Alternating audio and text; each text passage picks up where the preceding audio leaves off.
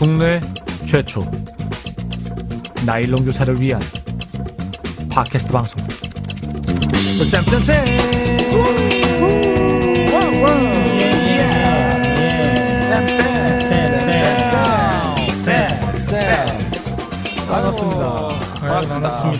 반갑습니다. 네, 반갑습니다. 예. 요즘 말이죠. 숨을 쉴 수가 없어요. 우리 부산도 청력 지역이라고 생각했는데, 야, 장난 아니더라고. 장난 아닙니다. 예. 우리 제주도 장난 아닌데, 인천은 아마 더 할 것 같은데. 인천은 거의 뭐 숨을 쉰다는 게 뭐 불가능할 정도죠, 지금. 네. 네, 너무 안타까운 게요. 네. 우리야 뭐, 이러다 죽으면 되지만, 우리 애들 있지 않습니까, 애들.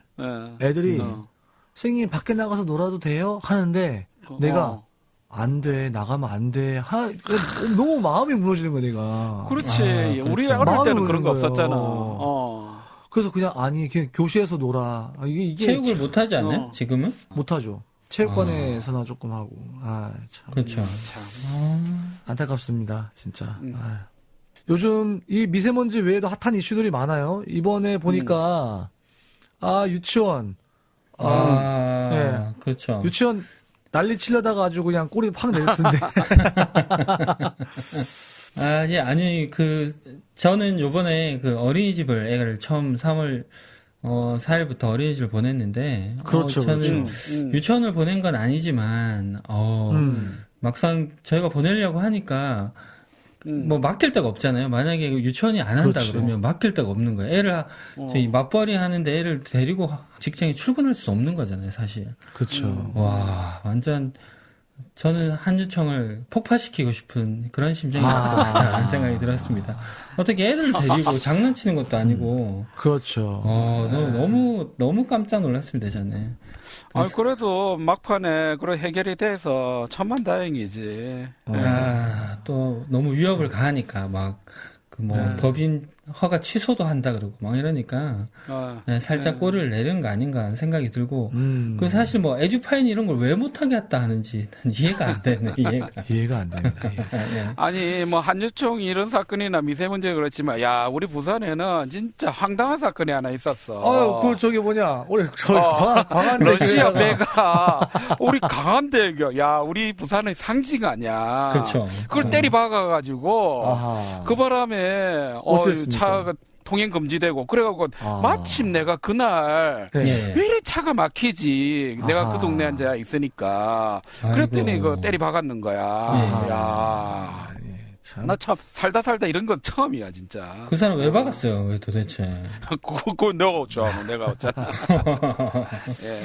하여튼 이렇게 좀 여러 가지 이 3월 시작하자마자 굉장히 많은 이슈들이 참 터지는 가운데 요런 가운데 저희가 지난 방송 지금 녹음 시점으로 봤을 때 방송 올라간 지 한 5일밖에 안 지났는데 그렇죠. 무려 지금 1500 다운로드로 지금 기록했습니다. 네.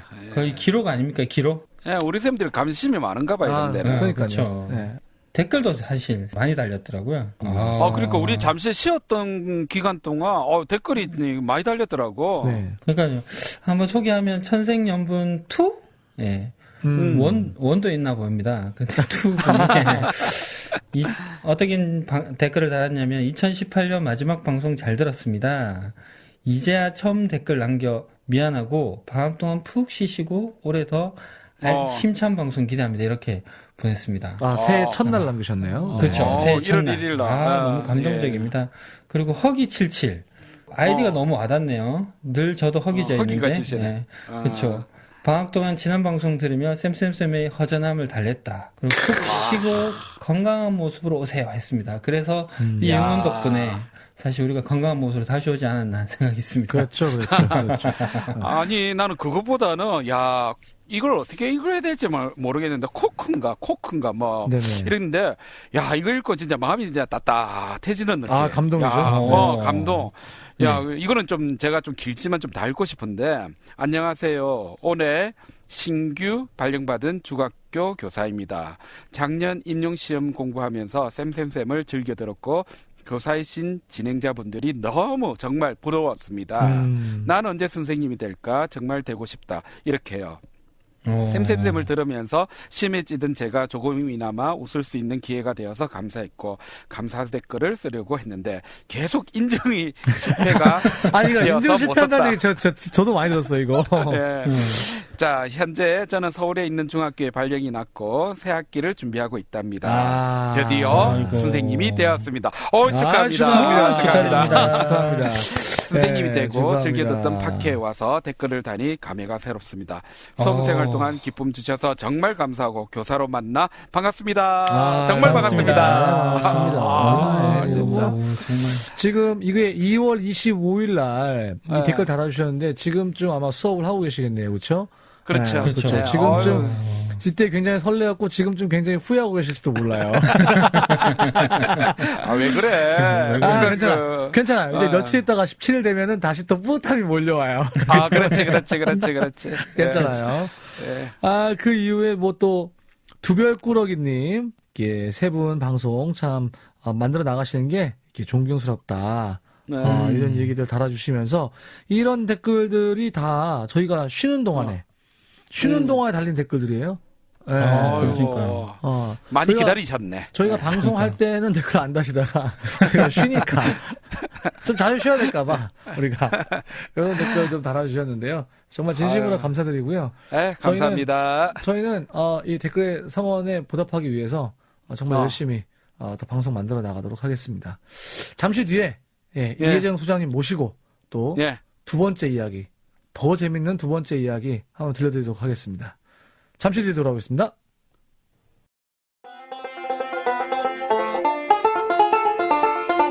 지금 여러분께서는 좋은쌤, 나쁜쌤, 이상한쌤이 진행하는 팟캐스트 방송 쌤쌤쌤을 듣고 계십니다.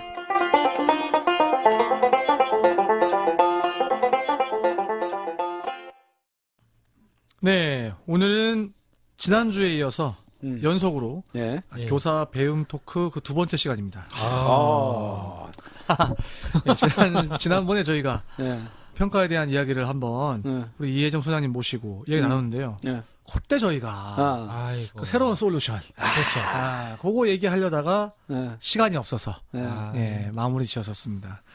그래서 저희가 오늘도 바쁜 일정 가운데 우리 방송을 위해서 기꺼이 함께해 주신 우리 이혜정 소장님 모셨습니다. 반갑습니다. 반갑습니다. 다시 찾아뵙게 되었습니다. 반갑습니다.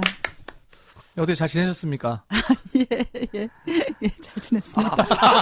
아니 잘 지냈다는 거야, 못 지내셨다는 거야. 이거 무슨 그러냐? 아니 저희 3월 첫 주 그 방송 이후에 특별히 다른 일은 없으시고요. 예, 여전히 전국을 다니면서 바쁘게 지내고 있습니다. 네. 그러니까 제 말씀은 저희 방송 이후에 방송사에서 연락이 간다든가 아니면 특별히 강의 요청이 간다든가 쌤 방송 저희 방송 듣고 저희 방송은 사실 대통령부터 교육부 장관까지 다 듣고 있거든요. 아니 청와대에서 연락 간다든가 교육감은 반드시 들어요. 필수예요. 필수. 그렇습니까? 네. 네. 그런 건 없으셨나요? 글쎄요. 사실 첫 번째 방송에서 우리가 중요하게 안 했으니까. 그렇지. 그렇죠. 지난 시간에는 저희가 어머니 대한민국 평가 감수하시겠습니까? 하는 그 제목으로다가 스카이캐슬 끝난 지 꽤 오래됐네. 저희가 이야기를 나눠봤는데요. 사실 그때는 저희가 집어넣는 교육에서 꺼내는 교육으로 바뀌어야 한다. 라는 이야기를 하면서 서울대의 평가도 아니고 시험 없애는 것도 아니고 객관식 평가도 아니고 다 아니다. 그거 어쩌라고 진짜. 그러니까 그 다음에 결정적으로다가 오바마도 까셨던 그런 이야기 했는데 오늘은 말이죠. 그렇다면 어찌해야 하나? 도대체 꺼내는 교육 어떻게 해야 되나? 꺼내려고 하는데 잘 안 나와. 그치. 안 나와. 아니 서울대에서도 못 꺼내는데 우리가 어쩌라고. 사실은 내가 지난 방송에도 잠시 얘기했지만 서울대 안 간 게 너무 다행이야. 내가 창의력 높고 비판적 사고력이 높은 사람들은 서울대 갈 이유가 없었어. 우리 나쁜 생 같은 경우에는 서울대 교수님 멱살 잡았죠. 갔으면은 갔으면 멱살 잡았습니다. 그렇지. 서울대 별로야. 원서를 안 쓴 게 아니고 못 쓴 거 아닙니까? 아니야. 왜 고등학교 때는 점수 안 되면 선생님도 안 써줍니다. 그땐 그랬지. 아이고. 그렇죠. 예. 이 정도 하고 소장님이 오늘 나오셨는데 네네. 지난번에 고구마 여기 먹다가 이렇게 목에 딱 걸렸는데 그렇죠, 그 뒤에 그렇죠. 그러면 도대체 어떤 방법이 있냐, 어떤 솔루션을 가지고 있나, 오늘 도대체 어떤 솔루션을 가지고 이 자리에 나오셨는지 좀 얘기를 나누시면 좋겠습니다. 네네. 네. 서울대에서 누가 A 플러스를 받는가에 대한 책은 그거는 사실 그 책이 300 몇십 페이지인데 그 중에 절반이 솔루션이거든요. 근데 많은 분들이 아무도 뒷부분의 솔루션을 읽지 않고 앞부분의 문제 제기만 언론에서도 많이 읽다가 다루고. 너무 힘들었어요. 아니, 사실 다큐도 EBS 다큐도 앞부분이 네, 맞습니다. 다뤘기 때문에. 네. 근데 이제 그게 서울대에서 누가 A 플러스를 받는가 거기서 나온 문제 제기는 우리나라 전체 교육에 대한 사실 경종을 울리는 것이기도 하잖아요. 네네. 근데 이제 그 책에 나오는 솔루션은 대학 교육에서 그러면 어떻게 할 것인가에 대한 솔루션이고요. 네. 너무나 많은 질문들이 그럼 공교육은 어쩌란 말이냐라는 그런 너무너무 많은 질문들을 맞습니다. 받았고 그쵸. 그에 대한 솔루션으로 이제 나온 책이 대한민국의 시험이라는 네네. 책입니다. 그래서 오늘은 이제 그 대한민국의 시험에서 다루는 솔루션에 대한 네네. 이야기를 좀 다뤄볼까 합니다. 잠깐 기대됩니다. 확 땡기는데, 확 땡기는데. 네. 아니, 그러면 뭐, 그 책이 도대체 어떤 책인지 솔직히 저는 보도 못 했거든요. 좀 소개 좀 해주셔야겠는데. 많은 분들이 대한민국의 교육에 문제점이 많다라는 거를 공감하지 못하는 분은 없어요. 맞습니다. 그렇죠. 근데 그걸 어떻게 해결해야 될지에 대해서는 사실 답이 많이 없거든요. 네.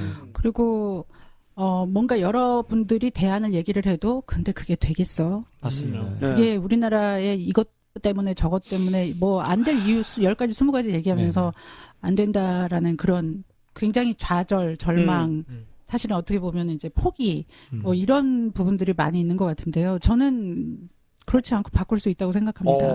그리고 그 바꿀 수 있는 그 대안들을 평가를 어떻게 바꾸고 시스템을 어떻게 바꾸고 그러기 위해서 제도는 어떻게 바꿔야 되는지에 대한 그런 구체적인 제안을 대한민국의 시험에서 하고 있습니다.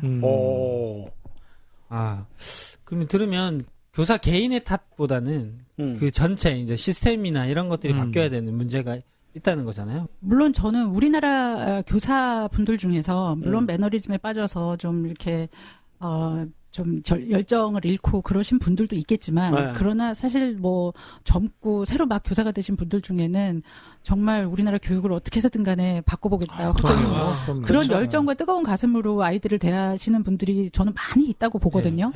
근데 그런 분들조차도 뭘 좀 해보려고 하면 이것 때문에 걸리고 저것 때문에 걸리고 이런 게 너무너무 많기 때문에 그분들이 맞습니다. 그렇게 할 수 없도록 만드는 이런 그렇습니다. 걸림돌들, 제도들, 방해물들 이런 것들을 좀 해결하려면 결국은 이거는 개인 교사가 할 수 있는 게 아니라 이제 전체 시스템, 제도, 이렇게 패러다임, 틀 이런 것에서 같이 접근을 해야 되겠다 이런 생각을 합니다. 저희가 이게 저희 방송이 나일론 교사를 위한 방송이거든요. 근데 우리가 나일론이 되려고 된 게 아니라 처음엔 다 순면이었어. 아주 순면이었는데 이 학교 생활 하다 보니까 나일론이 돼가는 거야.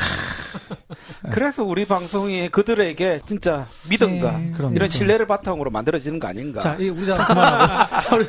또 욕을 빠지면 안 돼. 네. 이어서 질문을 드리면 그러면 아까 전에 계속 얘기했는데 솔루션 얘기했는데 자, 그러면 객관식 오지선다도 아니고 다 아니면 뭐 오늘 말하고 싶은 그 솔루션이 어떤 건지 구체적으로 좀 이제 들어가 봤으면 좋겠거든요. 그걸 들어가기 전에 먼저 제가 왜 이런 생각을 하게 됐는지에 대해서 말씀드릴게요. 저는 서울대에서 누가 A 플러스를 받는가를 쓸 때만 해도 평가가 문제라는 생각은 했지만 그래서 시험이 어떻게 바뀌어야 되는지에 대한 구체적인 안을 가지고 있진 않았었어요. 그 당시에는.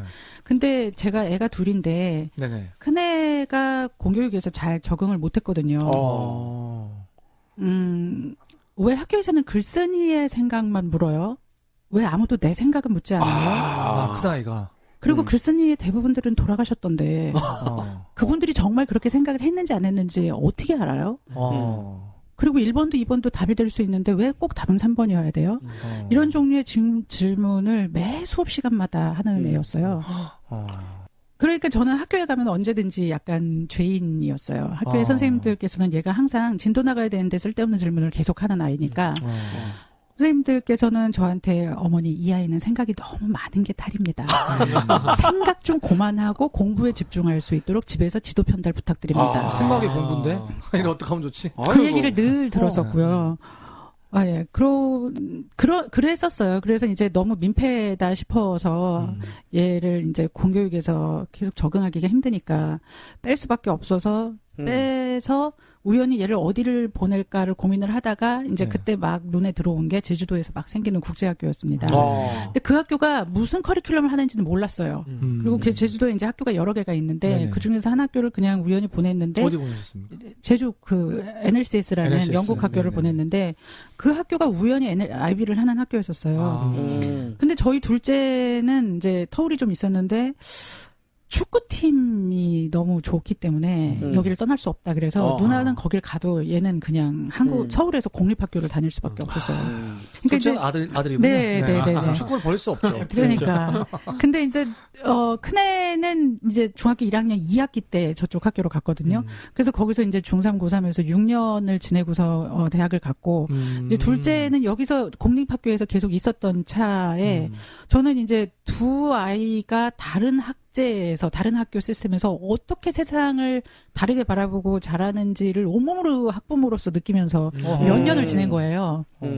근데 애들이 세상을 바라보는 눈이 너무 다릅니다.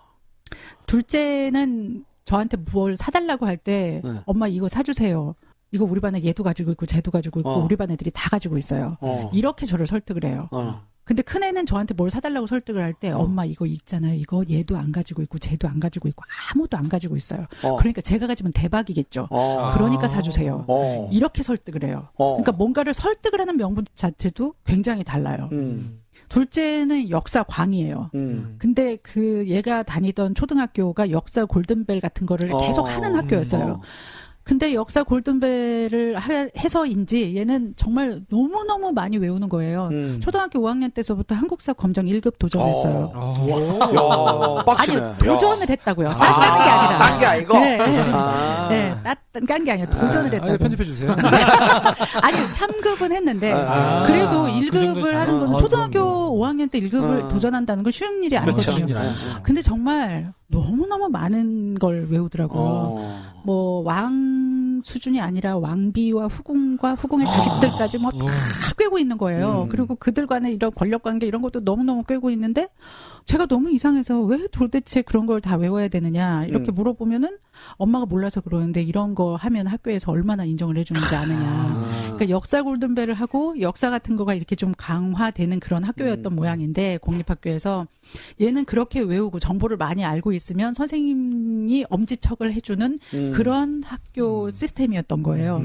근데 큰애는 저쪽 학교에서 6년을 다녔는데 5년째인 고등학교 2학년 어느 날 저한테 와서 엄마 너무 신기한 게 아니 어떤 애들은 역사 공부를 할 때 연대기표를 외운대요. 너무 신기하지 않아요? 이러는 거예요. 그래서 제가 나는 그런 말을 하면 맞지. 네가 신기하다 더. 어떻게 역사 공부를 할 때 연도를 안 외울 수가 있니? 그렇지. 그랬더니 얘가 하는 말이 아니 연도는 시험 볼 때 다 주어지잖아요.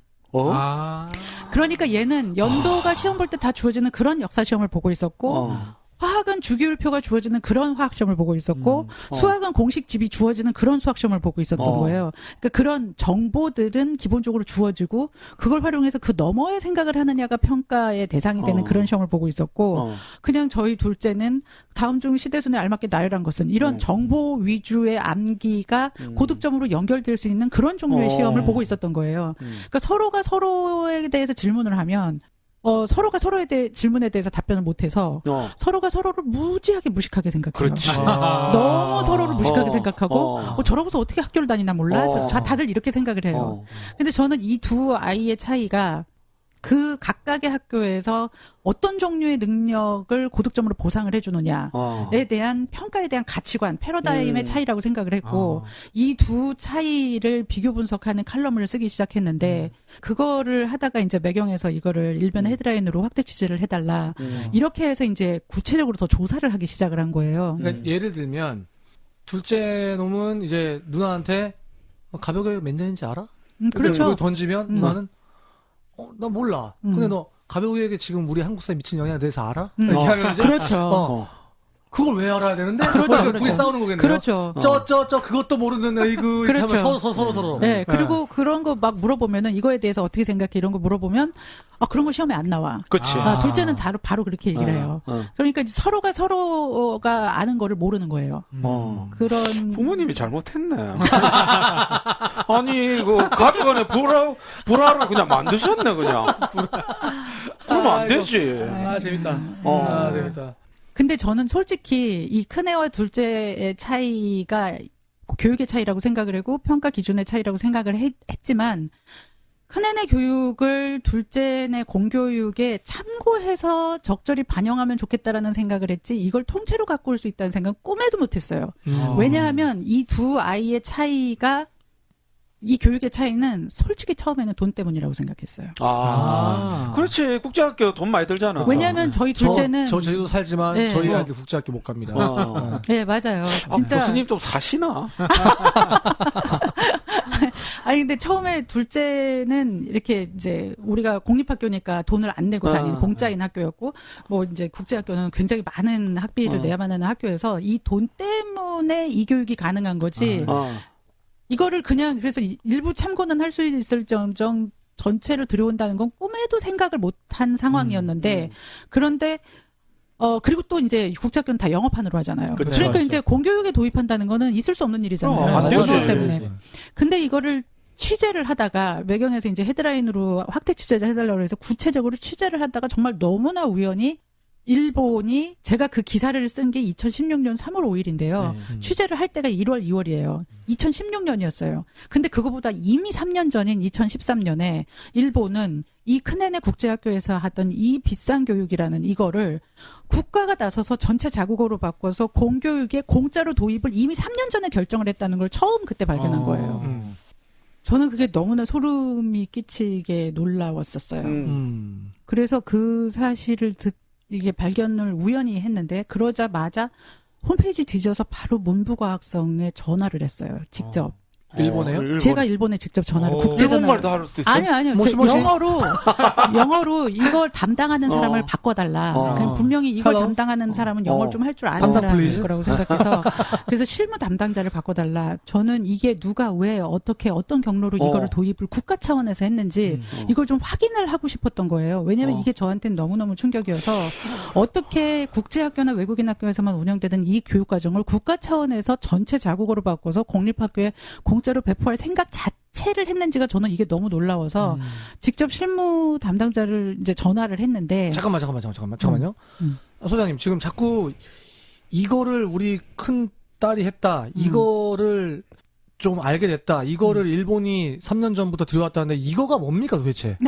그 큰애가 받았다는 NSC에서 받았다는 그게 뭡니까? 아니 도대체? 나도 맞아요. 지금 듣다 보니까 아니 이 교수님이 너무 지금 또 말이 또 길어져가고 내가 끊지를 못해서 그랬는데 작두 타셨어 지금 보니까. 큰애가 받았다는 이거가 뭡니까 도대체? 그게 이름이 인터내셔널 바칼로레아 IB라는 IB. 교육과정이자 대입 시험이자 뭐 이런 우리가 옛날에 겁니다. 그 잠시 언급했던 그 바칼로리아. 저 굉장히 좋아합니다.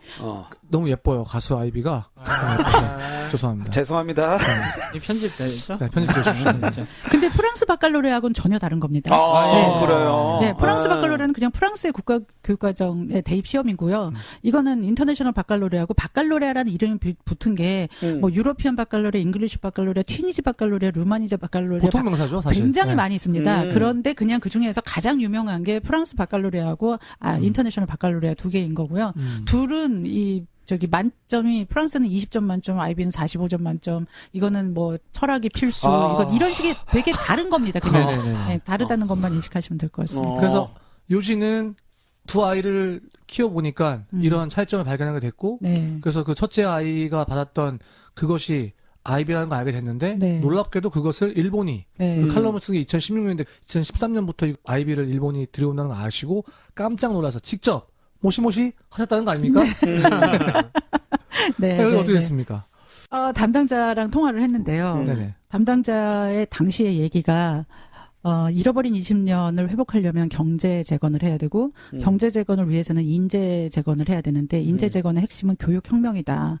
근데 교육은 너무너무 많은 이해 관계자들이 얽혀 있기 때문에 뭐 하나를 건드리려고 하면 나머지가 다 누더기처럼 너덜너덜해지기 때문에 그래서 너무나 이게 바꾸기가 힘든 부분이다. 그래서 한국의 개념으로 치면 히딩크를 통째로 영입하듯이 아이비를 통째로 영입했다. 이런 이야기를 하는 겁니다. 일본 애들이 그 2002년 월드컵이 약간 우리한테 열등감이 있나 봐. 히든캡 비유를 들어. 자식들. 제가 교수님 계속 말씀하셨는데 제가 미리 또 두 분 나쁜 쌤, 이상한 쌤 분명히 무식하게 그냥 왔을 거다 생각해서 제가 찾아봤습니다. 그래서 아까 얘기했듯이 프랑스 바칼로레하고 완전 다른데 원래 해외 주재원 학생들을 위해서 국제적 교육 커리큘럼으로 만들었는데 이게 1968년 정도에 개발된 거. 현재는 스위스의 IBO라는 게 있습니다. 네, 본부가 있고 영국에 채점 센터가 있습니다. 그리고 각 지역마다 이렇게 채점 센터가 있나 봐요. 여기 지역마다 센터 지사가 있는데 아시아에서는 싱가포르에 지사가 있습니다. 그리고 이게 일종의 평가도 되고 커리큘럼이라고 생각하시면 좋을 것 같고 초등은 뭐 이게 영어가 있는데 약자로 하면 PYP, 중등은 MIP, 고등은 디플로마 프로그램. 네, 그래서 요것만 제가 약자 아니고 그냥 정확하게 합니다. 커리큘럼으로 개발되어 있다. 여기까지. 제가 더 있지만 더 설명하면 교수님 할 게 미천이 없을까봐. 여기까지만 제가 딱 설명을 드렸습니다. 아니, 뭐, 보니까 우리 소장님이 맨 끝에 거를 딱 철자 딱 도와주시네. 아니, 뭐, 공부한 거 제대로 맞는지, 모르겠는데. 아니, 뭐, 좋은 쌤이 얘기한 거 맞습니까, 우리 소장님? 예, 일부는 맞고요. 네. 일부만 맞대. 일부는 맞고 2부, 3부, 4부, 5부, 6부, 7부, 8부는 다 틀린 거지. 몇 마디 안 했는데. 사실 IB 하면 우리 선생님들은 굉장히 좀 생소하실 것 같아요. 네네네. 뭐 1968년서부터 시작된 거는 일단 DP부터 시작이 됐고요. 그리고 이제 뭐 스위스 제네바에서 UN 주재원들의 자녀들이나 이런 그런 해외 그 상사 주재원들 자녀들이 이렇게 나라들을 떠돌아다니니까 제대로 된 교육을 못 받으니까 이제 그래서 교육을 좀 제대로 된 교육을 받을 수 있게 하자 이런 차원에서 만들었는데 근데 이 나라에서 유용했던 과목과 지식이 저 나라에 가면은 유용하지 않을 수도 있잖아요. 맞네요. 그런 게 되게 많은 거예요. 우리나라에서 지금 유용한 영어 교육이 예를 들어서 역사 교육이든 뭐 영어 교육이든 딴 나라 가서 얼마나 유용하겠어요. 그런 게 되게 많잖아요. 그래서 어느 한 특정 국가의 교육 과정보다 어느 곳에 가도 적용할 수 있는 그러니까 지식과 정보보다는 생각할 수 있는 힘을 기르자에 더 초점을 맞췄던 것 같고요. 어느 나라에서 쓸 수 있는 인터내셔널 바칼로레아가 필요하다 이렇게 생각한 거네요. 네. 근데 그게 68년도 정도에는 그 70년대 80년도에도 우리나라에 알려졌다고 한들 우리나라는 이미 추격형 경제에서 선진 문물을 그대로 흡수하는 걸로 충분히 경제 발전을 할 수 있는 그렇죠. 산업 구조였기 때문에 그렇죠. 이게 왔어도 별로 영향력이 없었을 거라는 거죠. 다른 나라도 그랬을 건데 지금 전 세계적으로 이게 거의 그 2000년대 이후로 급증을 하거든요. 그 전 세계적으로 이 아이비 교육 학교가 그 이유가 저는 이제 4차 산업혁명 인공지능 시대에 뭔가 이렇게 그 검색하면 나올 수 있는 지식을 넘어서 스스로 생각할 수 있는 힘, how to think에 대한 그런 커리큘럼의 니드가 그러니까 필요성이 시대가 요구하는 역량이기 때문에 이렇게 맞물려서 이렇게 확장되고 있지 않나 이런 생각이 듭니다. 그리고 이제 DP는 커리큘럼이 맞는데요. 교육 과정이에요. 대입 시험이 있기 때문에. 근데 PYP하고 MIP 초등학교 중등 중학교 프로그램은 네. 교육 과정이 아닙니다. 단지 시험. 프레임워크예요. 시험이 아니에요. 그냥 왜냐면 여기는 대입 같은 표준화된 시험이 없어요. 우리나라 초등학교 중학교 없잖아요. 그러니까 그렇기 때문에 그냥 근데 커리큘럼이 없고 프레임워크인데 중학교 프로그램은 94년부터 그다음에 초등학교 프로그램은 97년부터 새로 생긴 거예요. 68년부터 원래 있었던 50년 된 전통은 고등학교 프로그램이에요. 네. 그러니까 DP가 워낙 이제 수요가 많게 되니까 이 DP에서 잘할 수 있는 중학교 프로그램 만들어 주세요. 초등학교 프로그램 만들어 주세요. 직업 고등학교 프로그램 만들어 주세요. 그래서 CP까지 있습니다. 그 직업 교육 프로그램은 커리어 릴레이티드 프로그램이라 그래서 그렇게 이제 4가지의 프로그램이 있는데 그 DP하고 CP는 커리큘럼이 맞는데 PYP하고 MIP는 커리큘럼이 아니라 프레임워크여서 프레임워크가 와닿지가 않는데요. 각 국가의 컨텐츠를 다 넣을 수 있어요. 단지 뭐가 가장 다르냐면 평가 루브릭이 달라요. 그러니까 우리나라의 국가교육과정에 국정교과서, 거민정교과서 다 그대로 쓸 수 있고요. 다만 그걸 얼마나 완벽하게 숙지를 했는지를 평가하는 게 아니라 그거를 바탕으로 숙지를 한 걸 바탕으로 얼마나 그 너머의 생각을 했느냐가 평가 프레임이에요. 그러니까 사실상 어떻게 보면 우리나라 2015 교육과정에서 추구하는 무슨 그렇죠. 창의, 창의인재. 전인, 융합 이런 모든 것이 실제로 평가되게끔 구현되는 그런 패러다임이라고 볼 수 있어서 사실상 2015 교육과정이랑 다른 게 아니라 목표는 거의 비슷한데 2015 교육과정은 평가가 안 되고 있잖아요. 그렇죠. 안 됐죠. 그동안에 2015 교육과정뿐만 아니라 2009 교육과정도 세계에서 좋다는 말 다 들어가 있어요. 그렇지. 말로는. 근데 평가가 안 되잖아요. 우리는 목표와 평가가 다르게 진행되고 있는 거를 이 차이점을 모니터링 해가지고 개선해서 이 차이점을 좁히려는 그런 노력이 시스템이 국가적으로 존재하지 않습니다. 아니 듣다 보니까 지금 막 우리 교육과정 막 까고 계신데 아니 뭐 아이비라고 해가지고 뭐 별납니까? 뭐 이게 그 2015의 어떤 그 교육과정의 목표를 같다면, 진짜 평가로서 가능하다는 그런 말씀이신 것 같은데 난 조금 의아한데요. 예? 그러니까 지금 우리나라의 2015 교육과정, 뭐 2009 교육과정, 기존의 교육과정이 대입 수능에서 혹은 내신에서 평가가 됩니까? 창의적인 인간형, 융합적인 인간형을 양성을 할 수 있습니까? 그거에 대해서 우리가 섣불리 답을 못 하잖아요. 아니 뭐 아이비는 그럼 2015 교육과정 그런 목표를 실현할 수가 있다는 그런 얘기신가요? 예, 우리나라의 수능이나 내신에서 평가하고 있는 것보다 훨씬 더 2015 교육과정 목표를 제대로 실현하고 있지 않나 그런 생각이 듭니다. 어떻게 해요? 아이비는 정해진 정답을 얼마나 맞추느냐를 평가하는 시스템이 아니고 여러 가지 정해진 사실이나 지식이나 정보를 바탕으로 해서 네 생각이 뭐냐, 내 생각이라는 걸 얼마나 잘 개발시킬 수 있냐, 그거를 평가하는 시스템이에요. 그러니까 예를 들어서 국어 같은 경우는 글쓴이의 생각, 저자의 생각, 교과서의 생각, 교사의 생각을 물어보는 게 아니고요. 그거에 대한 네 생각이 뭐냐예요. 그러니까 저 글쓴이가 뭐라고 무슨 의도로 썼든 간에 그거에 대해서 너는 어떻게 생각하냐. 이거기 때문에 뭐 예를 들어서 문학 작품은 허구임에도 불구하고 진실을 추구한다고 말할 수 있느냐. 이거에 대해서 2가지 이상의 작품을 들고 네가 네 생각을 써봐라. 이런 거를 2시간 동안 써봐라.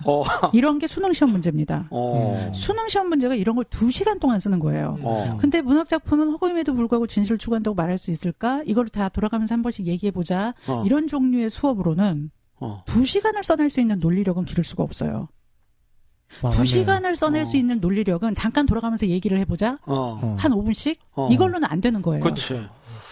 그래서 이게 쉽지가 않은 거예요. 그런데 이걸 2시간을 빡빡하게 써낼 수 있는 논리력을 길러준다라는 거는 이게 어떤 특정 교과서나 아니면 누구의 지식을 어떤 이론을 주입해가지고 암기해가지고 완벽하게 숙지해가지고 토해내는 수준으로는 도저히 할 수가 없거든요. 그런 패러다임을 가지고 있는 시험입니다. 이게 예를 들어서 국어 같은 경우는 그렇고요. 역사 같은 경우는 기출문제 예시를 보면 무슨 전쟁들이 많은데 어떤 전쟁을 네가 예를 들든 간에 2가지 이상의 전쟁 사례를 들고 그런 전쟁들이 끝난 후에 평화 합의가 또 다른 갈등을 야기한다는 주장에 대해서 너는 어떻게 생각하냐. 이거를 쓴다든가 아니면 한국적인 그쪽 아시아 쪽 시험 문제를 보면 동학혁명이 일본의 조선 병합을 불가피하게 만들었다라는 주장에 대해서 그렇죠. 너는 얼마나 동의하느냐. 2시간 동안 써봐라. 이런 겁니다. 한국 전쟁의 발발에 외세의 개입은 어느 정도 영향을 미쳤다고 생각하느냐? 2시간 동안 써봐라. 이거는 단순히 연대기표 외워가지고 쓸 수 있는 문제가 아닙니다. 그런데 연대기표 같은 거라든가 이런 거를 아예 모르면 또 아무것도 못 쓸 수 있어요. 그러니까 절대 못 쓰겠는데? 굉장히 지식 교육을 하지 말라는 게 아니라 그걸 넘어서의 생각을 궁극적으로 평가하는 거기 때문에 그 단순 반복 문제풀이를 하는 걸로는 도저히 해결되지 않는 그리고 정말 진짜 자기 생각이라는 걸 기를 수 있는 그런 훈련이나 연습을 계속 할 수밖에 없는 그런 시험입니다. 근데 그렇기 때문에 이게 내 생각이 중요하기 때문에 정해진 누군가의 생각이 중요한 게 아니잖아요. 그렇다 보니까 교과서가 정해져 있지 않습니다. 초중고등학교 통틀어서 정해진 교과서가 없고 그 말은 아무 교과서든 교재로 쓸 수 있다는 거고 그 말은 기존에 각 국가에 있던 국정, 거민정 교과서를 다 쓸 수 있다는 얘기입니다. 근데 그 국정 검인정 교과서를 다 써도 그걸 완벽하게 숙지하는 것만으로 최종 평가를 하는 시스템이 아니라 그걸 소재로 해서 그 너머의 생각을 얼마나 비판적으로 창의적으로 논리적으로 설득력 있게 해낼 수 있느냐 그 사고 근육을 평가하는 게 이 시스템입니다. 그래서 사실은 이런 관점에서 보면 국정 검인정 그런 교과서 논쟁 같은 경우도 굉장히 같은 프레임 내에서 싸우는 걸로밖에 보일 수밖에 없고 그러니까 이거 완전히 다른 시각, 다른 철학 이런 거를 보고 있는 거죠.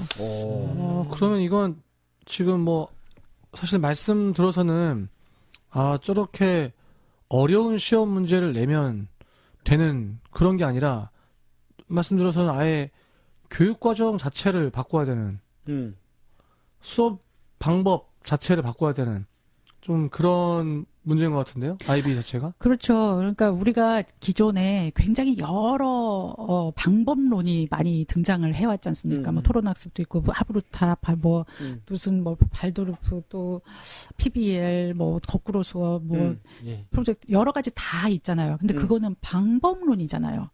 근데 칼이 사람을 살릴 수도 있고 사람을 죽일 수도 있는 도구잖아요. 그쵸. 이런 가치 중립적인 방법론은 굉장히 완벽하게 수용적인 교육을 더 완벽하게 하는 방법론으로도 얼마든지 쓸 수 있어요.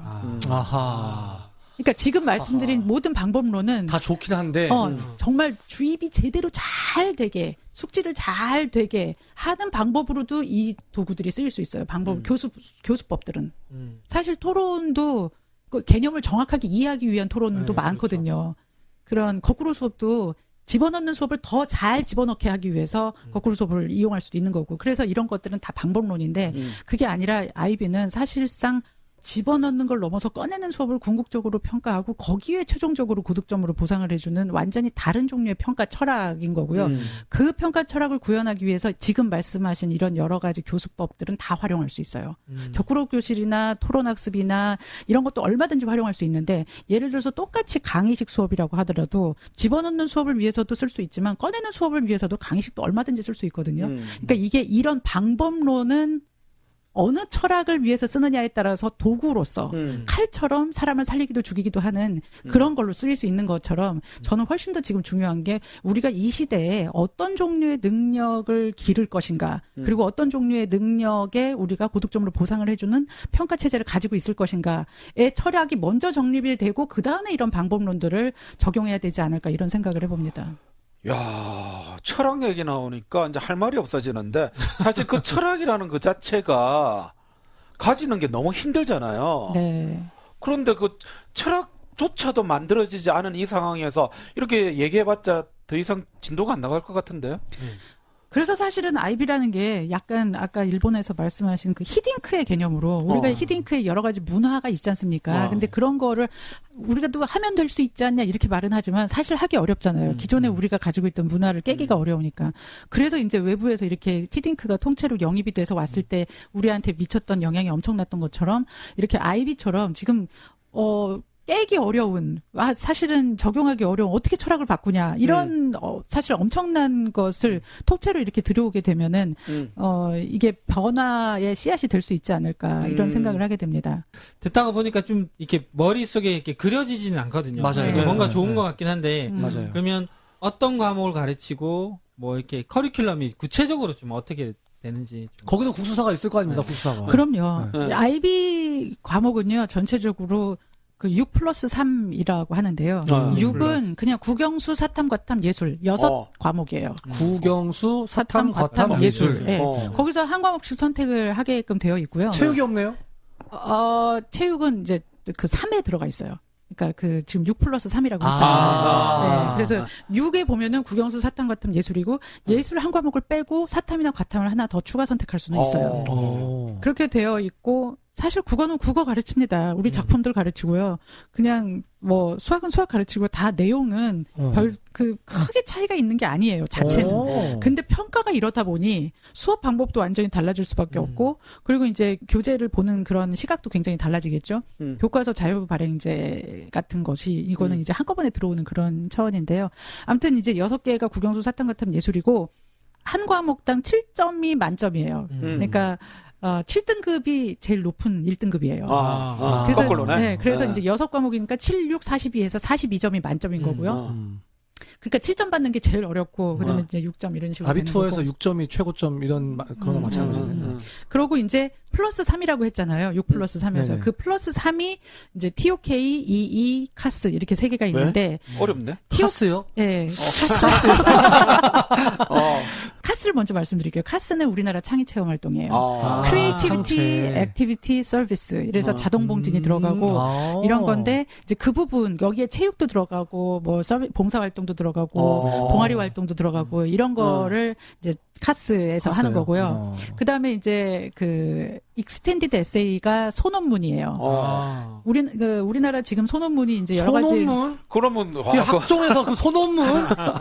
여러 가지 문제가 많다고 해서 이제 소논문을 폐지한다 뭐 이런 그렇죠. 얘기가 나왔잖아요. 기존의 소논문의 문제점은 100% 애들이 다 하는 게 아니에요. 소수만 하죠. 학교에서 해주지도 않아요. 그러니까 밖에서 해오라는 거의 그렇지. 의미잖아요. 그러다 보니까 당연히 불공정, 기회의 불균등, 뭐 이런 뭐 당연히 문제점이 있을 수밖에 없잖아요. IB에서의 소논문은 100% 학교에서 하는 거고요. 학교 내에서 지도교사가 정해주고요. 그리고 그 지도교사와 이렇게 진행하는 이 프로세스가 전부 다 기록이 되고요. 그러니까 이게 정규 교과처럼 들어와 있는 겁니다. 그래서 이게 누구는 하고 누구는 안 하는 그런 게 아니라 그 커리큘럼을 하는 모든 애들이 100% 해야만 하는 그러니까 그냥 전국 교과 중에 하나인 거예요.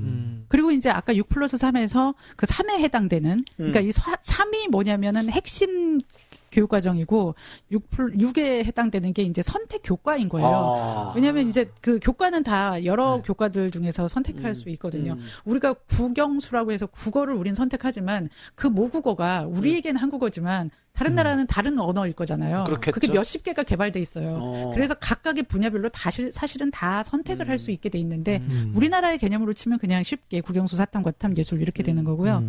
그 3에 해당되는 거에서 이제 아까 말씀드린 카스가 창의 체험 활동이고 EE가 소논문이고 마지막으로 이제 저는 제일 이게 중요하다고 보는 게 TOK인데요. TOK가 이제 Theory of Knowledge의 약자입니다.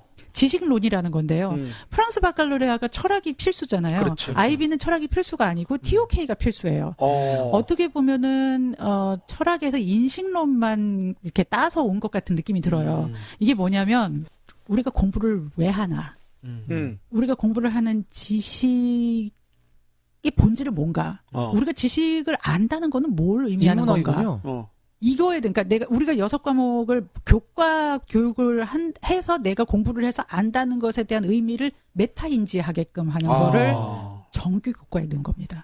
일주일에 한 번이나 두 번 시간이 딱 정해져 있고요. 그 수업 시간에 그걸 하는 거예요. 그러니까 이거를 내가 공부를 한다는 것에 대한 메타인지를 정규 교과에 넣어서 한다는 거는 그래서 우리가 공부를 한다는 것에 대해서 어떤 깨달음을 얻게끔 그 지식을 안다는 것에 대한 의미에 대해서 되게 철학적으로 다시 한번 생각해 보게끔 이런 부분이 저는 굉장히 되게 대단하지 않나 이런 생각이 들어서요. 일본에서 공립학교에 아이비를 도입할 때 아이비반, 수능반 이런 거 선택할 수 있게끔 학생들한테 선택을 하게 했는데 아이비반 애들한테는 뭐 당연히 하지만 수능반 애들한테도 아이비 커리큘럼 중에서 하나 정도 하게 하거든요.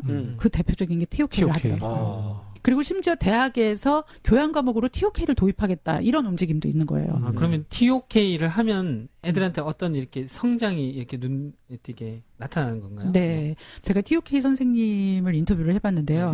TOK는 어떤 종류의 전공을 하신 분이 가르치시나요? 일단 전공이 없습니다. 어떤 종류의 전공도 상관없고요. 제가 이제 인터뷰를 했던 선생님을 보면 TOK를 가르치시는데 음악 선생님이시기도 하고 체육 선생님이시기도 하고 컴퓨터 선생님이시기도 하고 역사 선생님이시기도 하고 국어 선생님이시기도 하고 그러니까 어떤 전공이든 상관없이 TOK를 할 수 있는데요.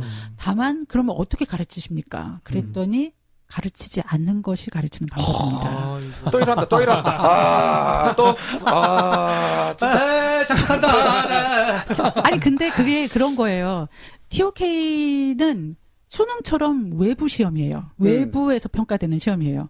그런데 수능처럼 보는 날이 딱 정해져 있잖아요. 이게 이 IB 대입 시험도. 잠깐만. 네. 지금 Theory of Knowledge 했던 그 TOK 그 인문학 수업 아무 교과 교사나 와서 하는 그 수업 가르치지 않는 게 가르치면 그 수업도 평가를 한단 말입니까? 그렇죠. 평가를 하고 헐. 아까 소논문도 다 교내에서 교내에서 다 선생님의 도움을 받아서 하고 그럼 그 애들 TOK 학원 다녀야겠네. 아니죠. 그러니까 이제 그 말씀을 그게 이제 평가를 안 하면 우리 알잖아요. 평가에 들어가지 않으면 안 하잖아요. 그렇지.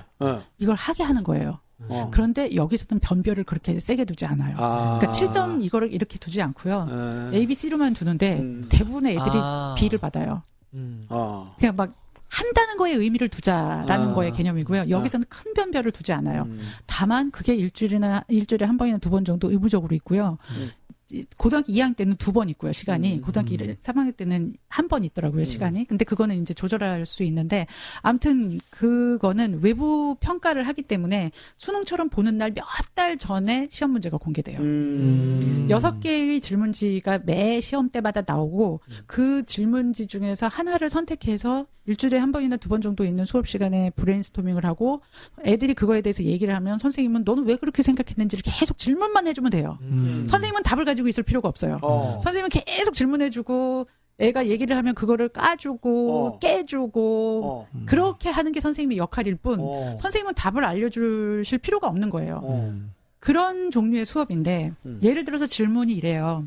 저희 애가 기출문제 연습한 걸 보니까 자연과학에서는 프로그레스, 진보, 진척, 진전 뭐 이런 게 프로그레스잖아요. 자연과학에서는 프로그레스가 가능한데 아트에서는 프로그레스가 불가능하다라는 주장에 대해서 너는 얼마나 동의하느냐. 그러면은 밥을 먹다가 뭐라고? 네네. 어쨌든 네. 그러니까 그러면은 이런 게 이제 기출 문제예요. 이런 식의 질문. 지식은 우리가 누구인지 알게 해준다라는 말에 너는 얼마나 동의하느냐? 어떻게 생각하느냐? 이런 거를 이제 1600짜리를 이렇게 A4 몇 장짜리로 써가지고 제출을 해서 중앙의 채점센터에서 채점을 하게 하는 시스템인 거예요. 이거를 누구나 내야 되는 거예요. 이과, 문과, 예체능 통틀어서 누구나 해야 되는 핵심 커리큘럼인 거예요. 근데 이거를 하면요, 이렇게 되더라고요. 밥을 먹으면서 엄마, 자연과학에서는 프로그레스가 있다? 프로그레스가 뭐지? 프로그레스는 진보, 진전, 진척. 그럼 앞으로 나아가는 건가? 그럼 뭐가 앞인 거지? 우리가 자연과학에서 막 과학기술을 열심히 인간을 이롭게 하기 위해서 막 과학기술을 발전을 시켰는데 그게 만약에 환경오염이 돼가지고 인간을 다시 해롭게 하면 이건 앞으로 나아갔다고 봐야 되나 아니면 옆으로 샜다라고 봐야 되나 아니면 뒤로 후퇴했다라고 봐야 되나 우리가 뭐를 앞이라고 봐야 되는 거지? 이런 것에 대해서 이제 생각이라는 걸 하게 되는 거예요. 밥 먹다가 아니면 차 타고 가다가 아니면 복도에 가다가 애들하고도 서로 얘기해요. 너는 프로그레스가 뭐라고 생각해? 이게 프로그레스인가? 이게 자연과학에서 앞이 무엇인가? 그리고 그게 아트에는 없다라고 말할 수 있나? 이런 것에 대해서 계속 정답이 정해져 있지 않기 때문에 계속 생각을 하는데 제가 TOK 선생님께 인터뷰를 해본 결과 첫 해에는 막 도대체 애들이 어떻게 해야 될지 진짜 코끼리 뒷다리 잡는 것처럼 잘 모르고 헤매고 있다가 이게 점점 논의가 진척되면 진척될수록 아이들의 생각의 수준이 확 도약하는 거를 느낀다는 거예요. 그래서 두 번째 해에는 애들이 차원이 다른 논의를 하게 되더라는 거예요. 그러니까 반드시 생각은 연습과 훈련과 반복에 의해서 발달되고 개발되고 길러진다예요.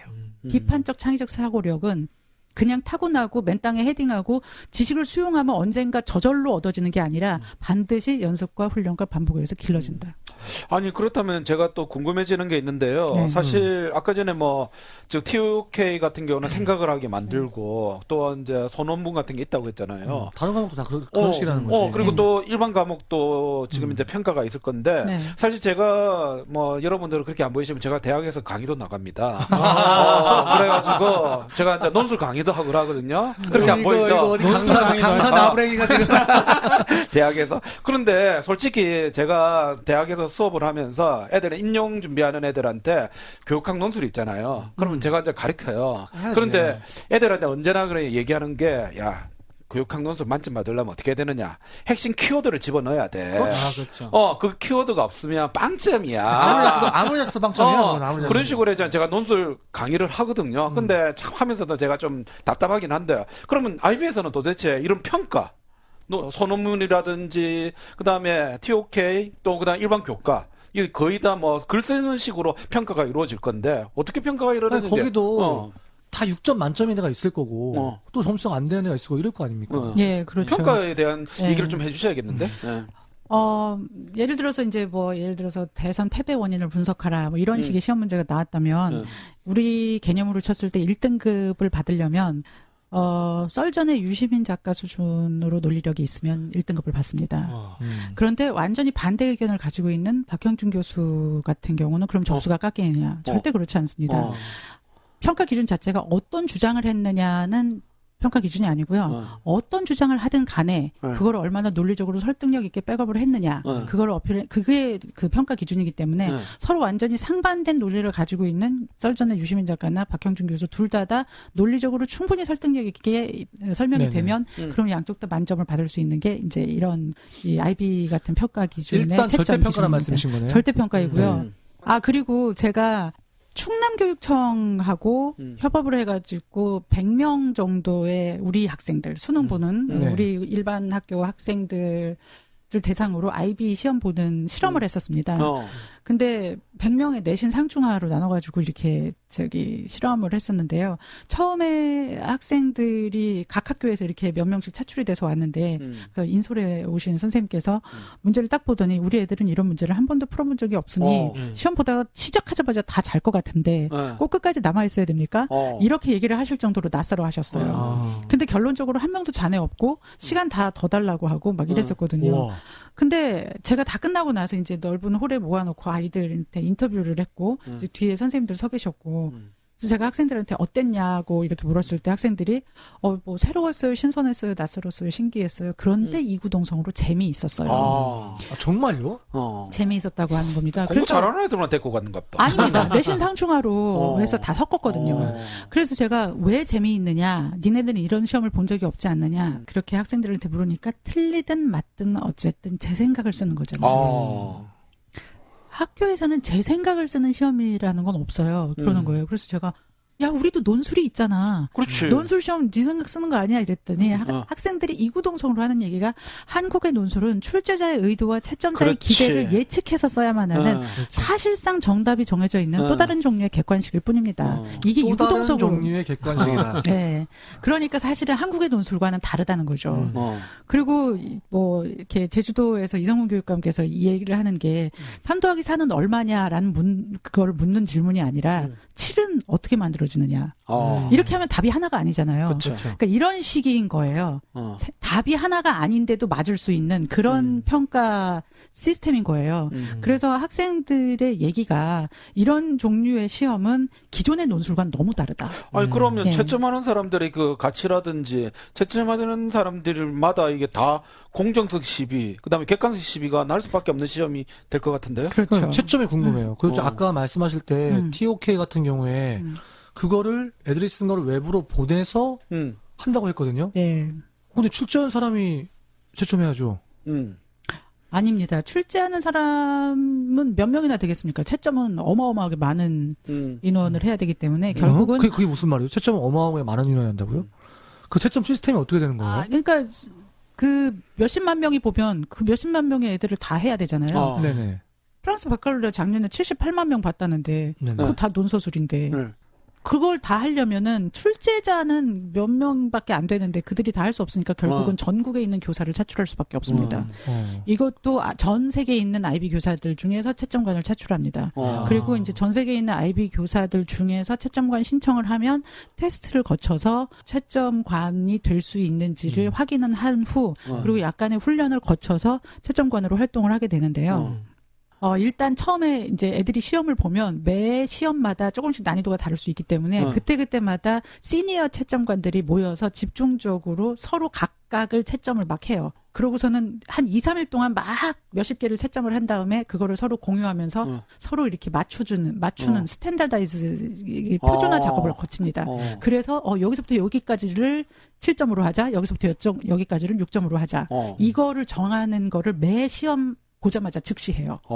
그렇게 해서 이제 여기서부터 여기까지를 7점으로 하자. 이게 구간이 정해지잖아요. 그러면 그거를 발표를 하고 채점관들한테 쫙 공유를 합니다. 그렇게 해서 이제 채점관들이 그거를 하는데 채점관들이 미리 좀 훈련을 받아서 대략 어느 정도 이 정도면 7점이다, 이 정도면 6점이다를 알지만 되게 미묘한 게 그 보더라인이잖아요. 그렇죠. 그 경계선에 있을 때가 애매할 수 있기 때문에 한 사람이 하지 않고 두 사람, 세 사람 이렇게 교차 채점을 합니다. 그리고 그 사람들의 차이가 몇 점 이상이 나면 반드시 또 시니어 채점관이 재채점을 하는, 그러니까 이렇게 여러 사람에 거쳐서 채점을 하는 시스템인데, 이게 어떻게 보면은 교사의 집단지성에 의존하는 것 같아요. 제가 생각하기에는. 근데 그러니까 정해진 정답이 있는 게 아니라 선생님들끼리 막 해서, 우리가 그래요. 노래를 내가 잘 부를 수는 없을지언정 누가 노래를 잘 부르는지는 판단할 수 있거든요. 그런 것처럼 이게 여러 선생님들이 얘기를 이제 공유를 하다 보면 이 정도는 7점의 수준인 거고 이 정도는 6점의 수준인 거다라는 것이 공통적으로 공유가 된다고 합니다.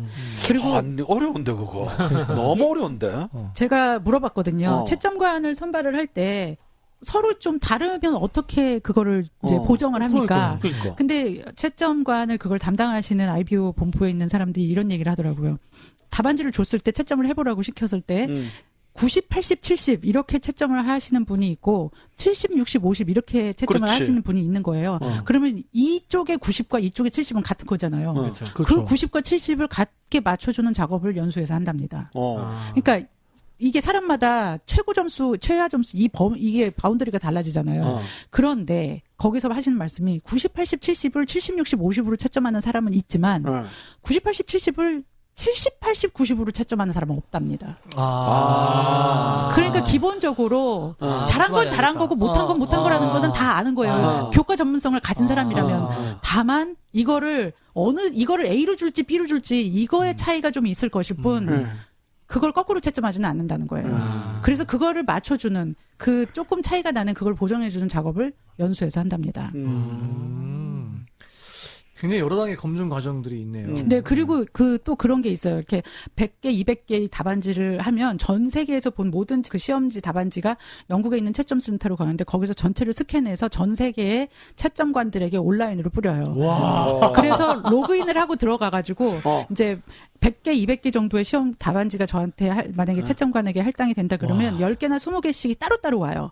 근데 10개나 20개씩이 한 세트씩이 따로따로 오는데 거기에 몇 개씩이 랜덤하게 이미 기채점된 스파이 답안지가 들어가 있어요. 그게 무슨 말이에요? 그게 기준이 되는 거네. 그러니까 씨앗들이 들어가 있어요. 그래서 스파이 답안지들은 이제 걸러내는 작업을 하는 그치. 거예요. 채점관은 어떤 시험지인지 몰라요. 그럼 이 채점관 좀 이상한 사람이야. 그러면은 그 스파이 답안지를 딱 채점했을 때 그 스파이 답안지가 원래는 만점짜리인데 이 사람이 그거를 뭐 50점. 50점, 30점 줬어. 그러면 이 채점관 좀 이상한데? 네. 그렇지. 라고 해서 채점관을 검증하는 그런 답안지를 넣었다는 건가요? 네, 그런 거가 되면은 그냥 시스템에서 자동으로 로그아웃 됩니다. 와. 그러니까 튕겨놔도 나가요. 프랑스 대박. 바칼로레아도 이런 식으로 채점 이게 하는데 그렇게 해서 이제 튕겨서 나가면 그 다음에 이제 문제가 발생했다는 거를 저 위에서 알고 이제 관리자 채점관이 이거를 검증하기 시작을 하죠. 그리고 이 그 사람이 사람이 채점했던 거는 다 새로 그 나오겠네요? 세트를 다 새로 재채점합니다. 그러니까 한 세트씩을 이렇게 주는 걸 그러니까 그렇게 해서 다 재채점을 하고 이런 식으로 진행을 해서 채점하면서 굉장히 긴장하면서 채점을 해야 되겠네요. 그렇죠. 어느 게 스파인지 알 수가 없기 때문에 어디인가에 숨어 있는 거고요. 그리고 숨어 있다라는 거는 알고 있죠. 근데 어떤 게 모를 뿐이죠. 그렇죠. 네. 야, 그러면은 뭐 자기 자녀가 있어도 완전히 네. 블라인드 채점이기 때문에 네. 알 수 없습니다. 그렇겠군요. 네. 야, 그렇다면은 말씀을 들으니까 이제 조금 다는 아니고 조금 이제 객관성이 담보될 수 있을 것 같다라는 좀 생각이 드는데 그런데 다시 또 제가 이게 스카이캐슬 얘기 좀 해야 되는데 좀 이제 철진났다. 스카이캐슬 보셨지만 결국에는 아이들 1등급부터 그렇지.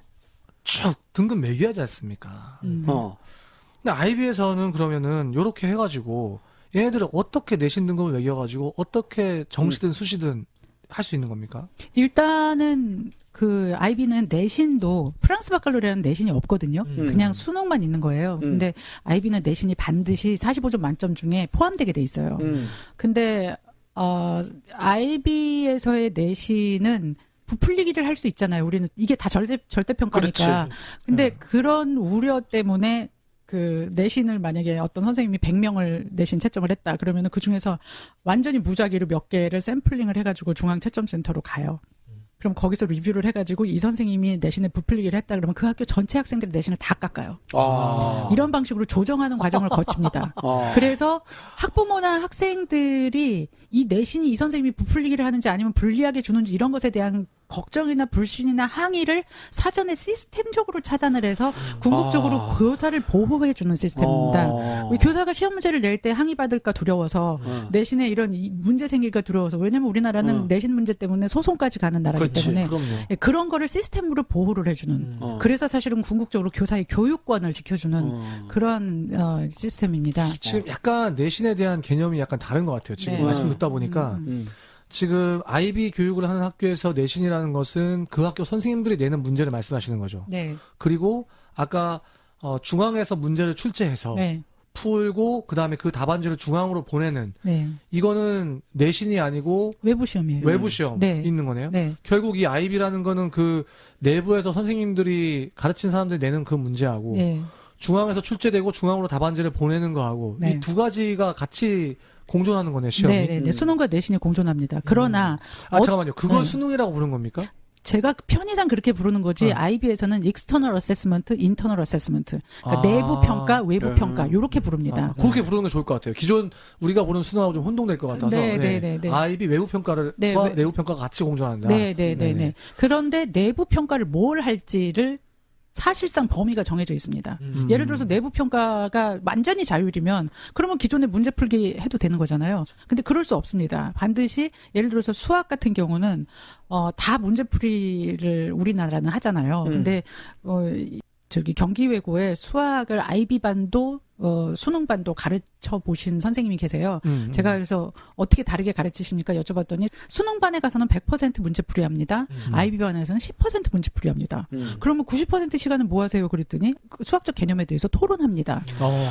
그러니까 내신 과제 자체가 수학적 개념 하나를 잡아서 그거에 대한 탐구적 보고서를 써서 제출해서 내는 게 내신 과제예요. 그러니까 그 과제를 하기 위해서 그 시험을 보기 위해서 선생님하고 학생은 어떻게 수업을 해야 되는지가 달라질 수밖에 없잖아요. 결국 평가가 수업 방법까지 바꿀 경영했다는 수밖에 건데. 없죠. 예, 그렇습니다. 교수님 얘기를 계속 듣다 보니 드는 생각이 아니 지난 방송에서 내가 얘기했지만 객관성, 공정성 솔직히 난 못 믿겠거든요. 왜 중앙에서 다 영국에서 다 한대? 아니 그런데 그 모든 게 다 교사라는 한 인간이 하는 거잖아. 그 인간이 실수를 할 수도 있고 그다음에 또 거기다가 학부모들이 왜 우리 아들은 잘 썼는데 왜 그렇게 평가했느냐고 그렇지. 민원 넣을 수 있잖아. 일단은 오해말이 아니기 때문에. 그렇지. 이게 초기에 만약에 도입됐을 땐 그런 민원 시비가 굉장히 많을 것 같아요. 만약에 솔직히 뭐 딱 우리 아들 입시 딱 됐다. 그런데 잘 썼어. 근데 떨어졌어. 야, 그럼 바로 소송감이지. 그렇죠. 근데 지금 내신 평가든 그다음에 외부 평가든 IB에서 하는 그 평가가 전 과목 논서술에 진짜 어떻게 보면 주관적인 평가이기 때문에 이게 명확하지 않다, 객관적이지 않다 이렇게 말씀을 하실 수는 있겠지만 어찌됐든 그 평가를 전 세계 150여 개국의 수천 개의 학교에서 전 세계 명문대들에서 다 50년 동안 인정하고 선호한 점수인 거예요. 그러니까 걔네들이 이상한 거네. 걔네 150여 개국이 이상한 거네.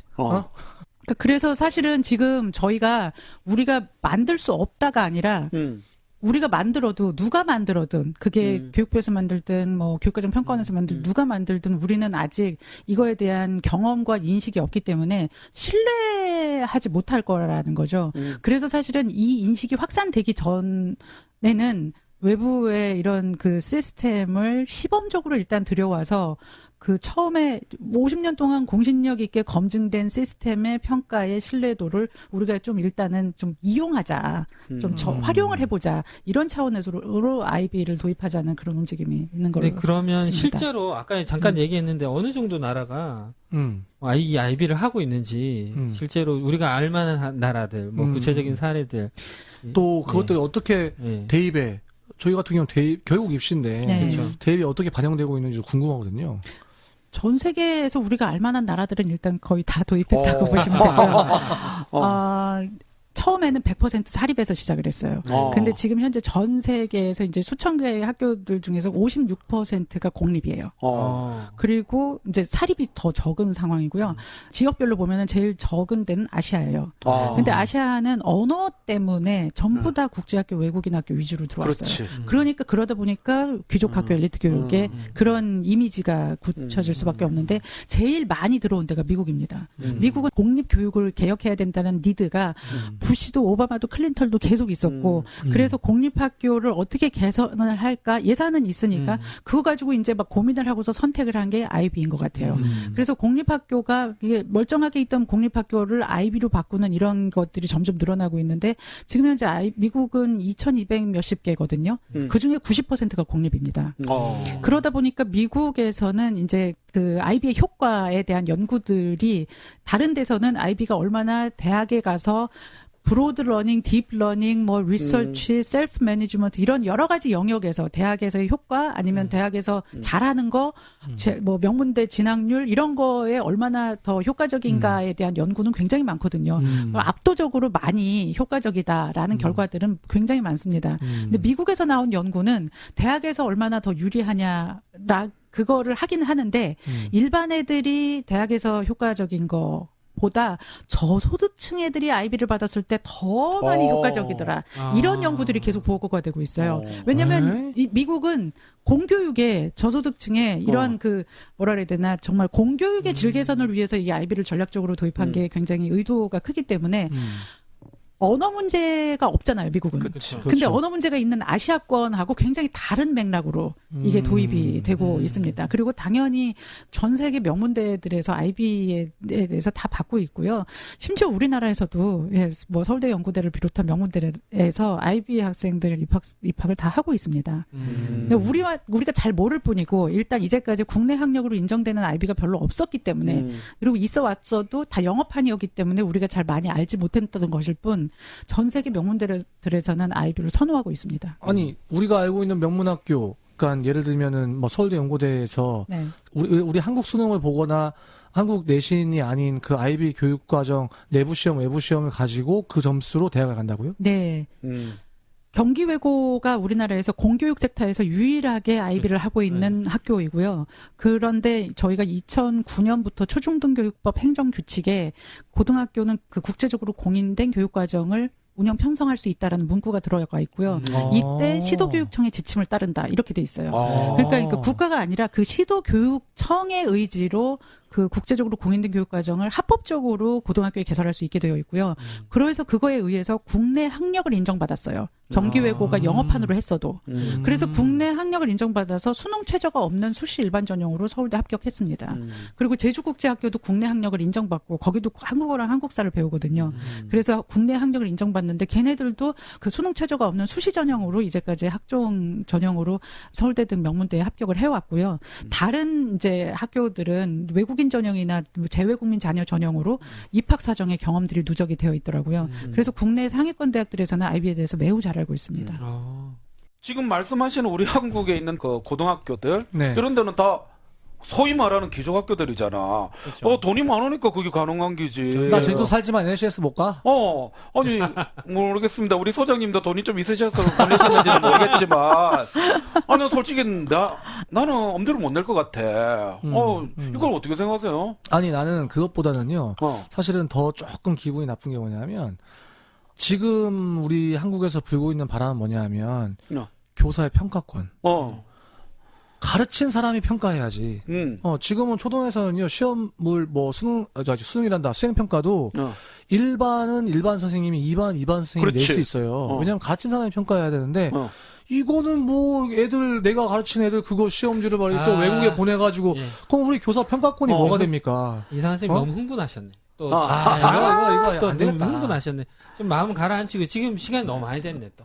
이거 답변 들어야 됩니다, 이거 지금. 아니, 그러니까 기족학교라니까. 소장님 시간 안 되시죠? 아니, 저는 될 것 같은데요. 계속할까요? 이거 답변 들어야 됩니다. 이거 끝낼 수 너무- 없어요. 오늘 여기까지 하고, 소장님 뭐 시간 많이 되시지만.